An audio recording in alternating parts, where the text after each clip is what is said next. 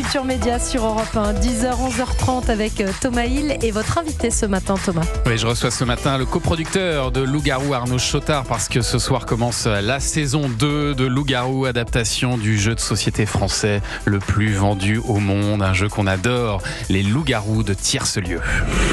La vraie difficulté, c'est que nous nous lisons mal. Oh, je t'en ai plus sur mes jambes. Ce que toi, tu exprimes sincèrement, Je suis villageoise. les autres vont l'interpréter comme un jeu surjoué. Ah, je me sens pas bien du tout. Si tu ne sais pas tout, pourquoi tu parles beaucoup?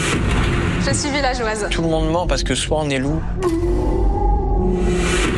soit on est villageois, mais on a une carte et on peut pas le dire. Je suis villageois. Ça, c'est un loup qui a peur, ça. Je suis villageois. C'est un peu une comédie humaine, quoi.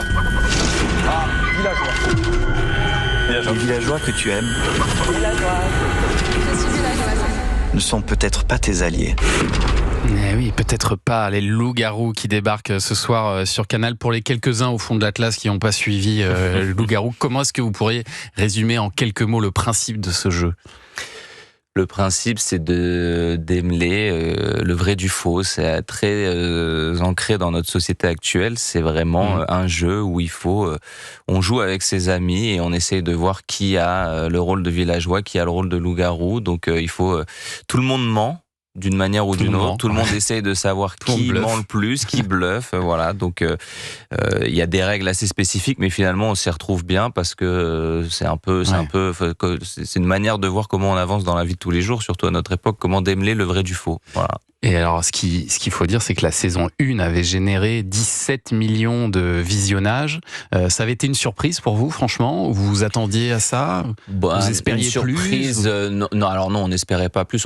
À vrai dire, on n'espérait rien à part que ça marche, mais on n'avait pas vraiment de comparaison parce que c'était une première pour Canal. Donc, les chiffres, on n'y prêtait pas trop attention parce que on savait pas trop sur quoi se baser. Mais évidemment que quand on a vu le succès, je veux pas dire qu'on l'espérait pas, parce quand on a un jeu aussi ambitieux, et l'ambition, elle venait aussi de Canal, de nous au départ, mais aussi de Canal.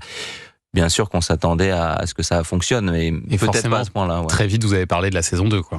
Très vite, à la fois, c'est l'avantage aussi d'avoir une relation comme on a avec un diffuseur comme Canal, c'est qu'on en a parlé même avant les chiffres, parce que le programme plaisait, mais c'est sûr que c'est plus simple de parler quand les chiffres suivent. Mais alors forcément, c'est comme un deuxième album, hein. On a toujours peur de pas avoir le même succès. Donc vous avez apporté quelques innovations là pour cette deuxième saison. Déjà, ça j'étais assez étonné, il y a un peu plus d'épisodes. De 8, vous passez à 10 et vous rajoutez aussi des joueurs. Maintenant, ils sont 15 au départ. Pourquoi ce choix ? Je pense que c'est une question d'ambition.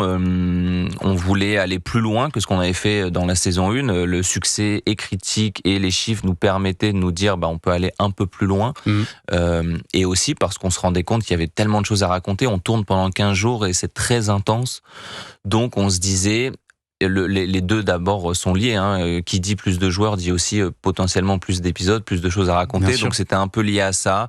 Et puis c'était aussi une manière de twister. C'est très important pour Fary et Panayotis, qui sont les créateurs du jeu. Les créateurs du jeu et qui sont là aussi chaque jour, du premier jour jusqu'au dernier jour. C'est vraiment important de le rappeler parce qu'ils sont là sur absolument tout. Ah oui, ils s'investissent vraiment dans le jeu. C'est un investissement hors norme, vraiment pour le cas. Pour ce genre de choses. Donc je pense que c'était aussi une manière d'amener autre chose. C'est comme une saison 2 d'une fiction. Comment est-ce qu'on raconte une histoire différente, une partie différente, sachant qu'on ne maîtrise pas ce qui va s'y passer, donc il faut composer avec ce que la réalité nous donne, quoi. Et Fary et Panayotis Pasco, ils s'investissent aussi dans le recrutement, vraiment dans le casting, vraiment, comme on le voit dans l'émission d'ailleurs. Tout ce que vous voyez à l'écran, quand je dis tout, c'est la vaisselle incluse, tout passe par leurs yeux. Parce que alors il y a 15 personnes donc au profil très très particulier, hein. Il y a notamment une médium par exemple, donc elle c'est amusant parce qu'on a envie de voir si elle a vraiment des visions. Il y a un négociateur du raid, lui aussi on peut se dire qu'il a un avantage dans le jeu parce que la tchatch est très importante bien sûr. Il y a une psychocriminologue qui a déjà mené des interrogatoires avec des criminels, donc elle aussi elle peut obtenir des aveux. Et puis moi j'ai bien aimé la thérapeute de couple qui est habituée à gérer les mensonges des uns et des autres. Ça, je trouve que c'est aussi bien trouvé. Comment vous faites le casting? Vous écumez les réseaux sociaux pour aller chercher ces profils-là? Comment ça marche? C'est un des secrets de fabrication. C'était aussi une volonté depuis la première saison d'avoir des profils avec des personnalités fortes et très spécifiques dans leur qualité à la fois humaine mais aussi professionnelle.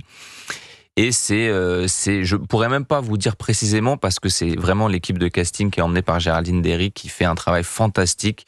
C'est un casting fermé, ce qu'on appelle, c'est-à-dire qu'on n'est pas très ouvert aux candidatures, mais par contre, ils vont cibler des gens, ils vont les chercher, vous dire comment, je sais pas, et je sais pas si j'ai envie de le savoir parce qu'à chaque fois, je suis bluffé. C'est vrai qu'on se disait sur la saison 2, il va falloir nous bluffer et franchement, très très vite, quand on commence les premières réunions de casting, à chaque fois, on trouve des gens, on se dit mais où est-ce qu'ils sont? C'est un peu comme un casting de stars pour une émission, en fait. Ouais, c'est des stars dans leur genre, c'est des sommités dans leur genre, et vraiment, ils sont tous bluffants. Anissa? Vous disiez que c'était un casting fermé, mais j'imagine qu'entre la première et la deuxième saison, avec le succès de la première saison, vous avez dû être quand même envahi de sollicitations. On a beaucoup de DM dans nos réseaux sociaux respectifs. Ouais, mais on essaye de, voilà, forcément, je dis pas qu'on n'y prête pas attention parce que ça serait mentir, mais on a tellement des profils un peu en tête et on essaye en plus de les faire évoluer de saison en saison. Et là, pour rien vous cacher, on démarre le casting de la saison 3. Déjà. Donc, voilà, on n'est jamais fermé complètement, mais c'est vrai qu'on essaye à la fois de les varier d'une saison à l'autre et de trouver des profils même auxquels on n'aurait pas pensé. Qui vont nous surprendre. Ouais, voilà, c'est ça. Et alors, ce format, c'est vraiment un mélange, je le disais tout à l'heure, entre divertissement et fiction. Et j'ai l'impression que cette année, vous allez encore un peu plus pousser les curseurs de la fiction dans l'écriture. On suit vraiment ça comme une série dont on a envie de connaître les coupables. C'est ça votre objectif? Oui, en fait, tout se fait beaucoup. Je dis, il y a un tournage intense avec des équipes qui préparent un maximum de scénarios possibles en fonction de ce qu'on peut imaginer, mais la réalité nous rattrape toujours. Et donc après, tout se passe en montage. Donc je leur tire aussi mon chapeau à toute la post-production. Je pense notamment à Guillaume Farrugia et Mathieu Gérard-Blanc qui gèrent la post-production en coordination avec Mo Benani, qui font un travail vraiment extraordinaire. Oui, parce qu'on sent qu'ils cherchent à casser les codes. Et en fait, à chaque fois, ce qui fait qu'on est long dans le montage, parce qu'on a un montage qui est digne d'une fiction, voire même des fois au-delà, c'est qu'on cherche l'angle. Comment vous raconter une histoire que nous-mêmes on a vécue en direct et comment faire que ce soit à la fois une partie d'enquête, une partie de surprise et qu'on ait l'impression d'être avec eux. C'est la tagline de la saison 2, c'est regarder, c'est jouer. C'est exactement ce qu'on cherche à faire. Et je me dis que ça doit être aussi un tournage très particulier parce que les joueurs ils dorment vraiment sur place. On est d'accord. L'équipe technique aussi. C'est une colonie de vacances avec 200 personnes pendant 15 jours dans la forêt. Voilà, c'est dans une forêt. Vous avez construit vraiment le décor. On voit pas les sanitaires, mais donc j'imagine qu'il y a un côté un peu camping aussi dans tout ça. Oui. Et on peut, pareil, de la saison 1 à la saison 2, on a amené un peu de plus de confort parce que forcément, on tâtonnait aussi sur la logistique. Mais non, c'est vraiment, on investit un lieu complètement perdu dans la forêt. C'est particulier comme tournage. Et je le disais, c'est le jeu de société le plus vendu au monde, mais son adaptation télé devient aussi l'un des formats français les plus vendus à l'international. Ça se vend partout maintenant. C'était l'enjeu aussi après la saison 1 et les chiffres nous ont aidés. On avait cette ambition pour le coup depuis le premier jour avec Farid et Pana, c'était d'en faire un format qui voyage et c'est ce qui est en train de se passer. Il y a 18 ou 19 pays là qui ont optionné le format, donc on est ravis. Les Loups-Garous débarquent ce soir. Les 2 premiers épisodes de Loups-Garous saison 2, c'est ce soir 21h sur Canal+. C'est à ne pas louper d'ailleurs. Et c'est accessible gratuitement. C'est accessible gratuitement, même si vous n'êtes pas abonné à Canal, faut quand même le dire. Vous avez les 2 premiers épisodes. 2 premiers épisodes et qui sont disponibles d'ailleurs dès maintenant sur MyCanal. Sur l'app Canal+. Merci beaucoup d'être venu, Arnaud Chotard. Merci beaucoup.